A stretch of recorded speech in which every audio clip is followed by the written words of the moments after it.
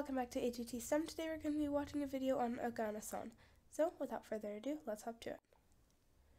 Time of making this video, December 2016. It is probably a unique time for the periodic table in any of your lifetimes, because the name of 4 different elements, nihonium, moscovium, tennessine and Oganesson, have all been announced simultaneously. And it is extremely unlikely that this will happen again, 4 elements at once, for a very long time, if ever. Now, Oganesson, element 118, is special for a number of different reasons. The first thing which makes it very special is that it is the last element on the Mendeleev form of the periodic table. It completes a row. The second point is that it is only the second element that has been named after a living scientist. На других установках, другим коллективам. And the third point is that it is a noble gas, and so will have particularly interesting properties. And fourthly, and the thing which I find most interesting, is that there was a case of scientific fraud, or at least scientific irregularity, earlier on, when a lab claimed to have discovered this element and then had to retract, that is, say they were wrong. So this element, Oganesson, has been named in honor of the very famous nuclear chemist, or perhaps physicist, in Russia, Yuri Oganessian. Oganessian means son of Tsulak. Oganesson. He is a pioneer and very long time researcher in Dubna, the research center to the north of Moscow. The only other element that was named after a living scientist was seaborgium, named after Glenn T. Seaborg, who was the discoverer of plutonium and several other elements. There is a slight difference because Oganesson does not have quite the whole of Oganessian's surname in it, but I think this is a trivial difference.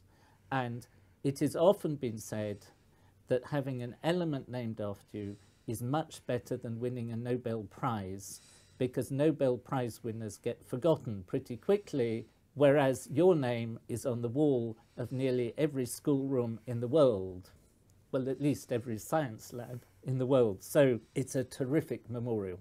There's a bit of argument whether Einstein was told on his deathbed that an element was going to be named after him, but the formal naming was after his death. And anyway, he didn't discover or contribute to the discovery of the element, so I don't think that counts. I have not yet met Yuri Oganessian, but I hope that we will meet in 2017, and if we do, there will be plenty of videos to mark it. I think it is a terrific name and I fully support it. It is interesting because the name ends in on, O-N, which is the ending that is used for the names of all the noble gases except helium, which does end with IUM. The interesting thing is that as these gases get heavier, they are going to be much less volatile. That is, they are going to be harder, if you like, for them to take off. Like it's harder for a jumbo jet to take off than for a glider. If anything, the evidence for element 118 is more secure than for most other elements in this region of the periodic table. And there is a reason why people want to be absolutely sure, because in the late 1990s, there was a claim from America that element 118 had been synthesized. You have to understand that the output from an experiment is huge quantities of data from a detector stored in a computer, and then you have data analysis programs that look for the results of decays of these different elements. And all being well, you might discover 1 or 2 or 3 decays, but not very many. What appears to have happened in this case is that one of the researchers, a Bulgarian physicist called Ninov, appears to have in some way either changed the data or changed the algorithm, so it appeared that element 118 had been discovered. After 2 or 3 years, it was decided that the experiments could not be duplicated. Other labs tried to do it and couldn't find any trace from their particular recipe.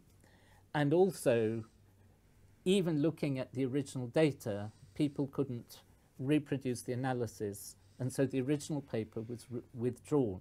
I think this is an enormously important lesson to all of you who are doing science. You should enjoy the results you get, and you should not try and fiddle the results or massage the data to try and make them better. Because, first of all, if you're found out, it will destroy your reputation. But most important of all, the joy of doing science is to understand nature, to understand how matter behaves. And if you cheat, you don't understand anything. So it removes all the joy and excitement of doing science. The other reason that people have got so excited about element 118, Oganesson, is that it completes the Mendeleev periodic table. You have a nice complete row and it looks as if it's finished. And several people have already asked me, is there going to be any more? Element 119, element 120? And quite conveniently, my answer is on this Japanese tea towel, where you can see if you draw the periodic table like this, it's not actually finished at 118 because 119 and 120 are there on the right-hand side. So, but either way, we could, even if we use the traditional Mendeleev style one, we could just start a new row, couldn't we?